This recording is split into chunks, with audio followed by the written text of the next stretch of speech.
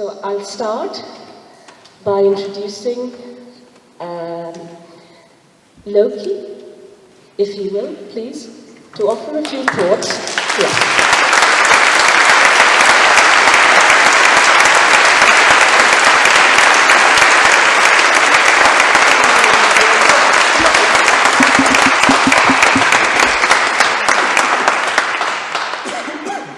Thank you very much.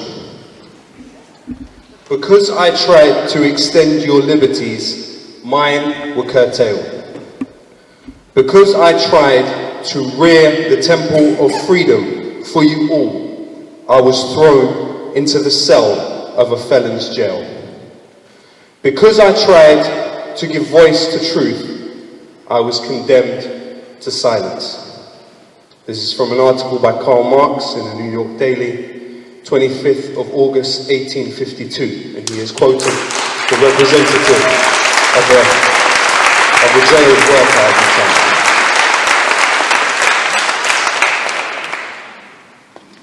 Judith Butler once said, "Our responsibility to resist war depends in part on how well we resist that daily effort at conscription."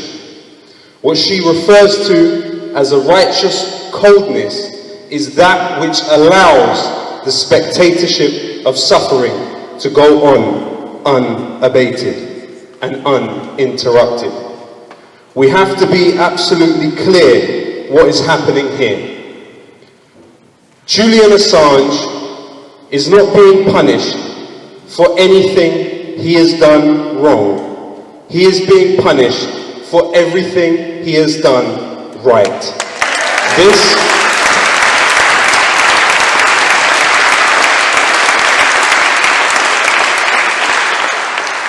This is what they call no-touch torture, crucifixion in slow motion.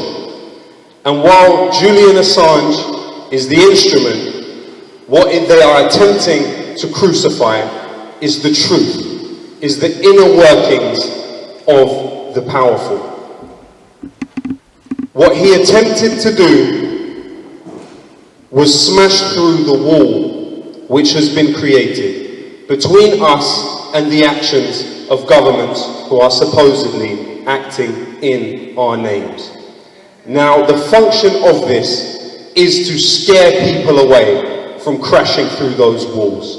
But let me say this: the technology and the techniques that WikiLeaks use are not only the techniques of WikiLeaks. They are things that many people around the world are able to do.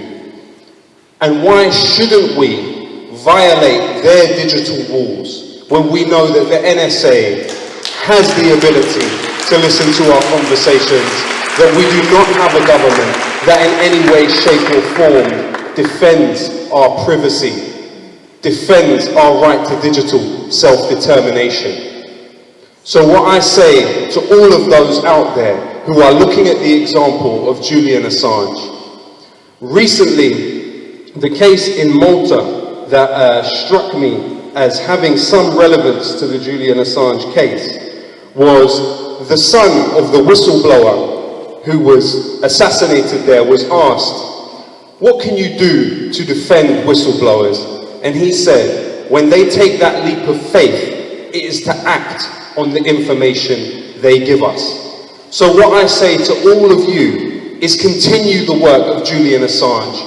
Break their digital walls. Make that information the property of the public. We have the right to see it, and we must continue to penetrate their invisible walls of secrecy. Now, it's well known that the existing extradition agreement between the United States and Britain completely discounts the possibility of extraditing somebody for political reasons. We also know that the Espionage Act in the United States is being used to prosecute Julian Assange. But if we look at the roots of the Espionage Act, we see clearly that it was designed to punish conscientious objectors in World War I in the United States. How can we forget, in the midst of the poppy celebrations that we went through just a few weeks ago, that there are around 20,000 people in this country who refused to fight in World War I. Tens of them were sentenced to death. 6,000 of them were imprisoned, and 80 of them died in prison. 34 of them were taken to France and sentenced to death. And it was only thanks to the intervention of Bertrand Russell and others that they were able to reverse that decision and get the execution order taken away. Where are the Bertrand Russells of today? Where are those who are willing to stand up to the war juggernauts that rule our society, to the unaccountable deep state? We look at the experience of Chelsea Manning, 2 suicide attempts in prison. We look at what is happening to Julian Assange, and we see the attritional psychological warfare that is being launched against this man. One of the important things that Chelsea Manning revealed was that the Department of Defense was actually taking on the role of US ambassadors in other countries, particularly during the Arab Spring, to the extent that a US ambassador even commented, "I am taking notes like a secretary in my own meetings." What this is about is the hollowing out of the state and the military-industrial complex and the deep state and the intelligence services being absolutely unaccountable, doing whatever they want, wherever they want, to whoever they want, and it must stop.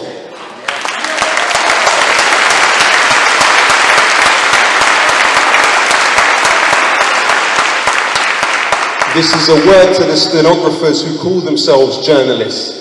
Those that have joined in this demonization of Julian Assange are like turkeys voting for Christmas. How much profit did you generate off of Julian Assange's 3 million cables that WikiLeaks revealed? In fact, there's probably thousands more stories that you can get from those cables as they are sitting there. And probably these very same publications that are demonizing Julian Assange will still be able to extract profit from the work that WikiLeaks took, that WikiLeaks did. My point is this, is journalists that are supporting this are like turkeys voting for Christmas. Today, Julian Assange, tomorrow, you.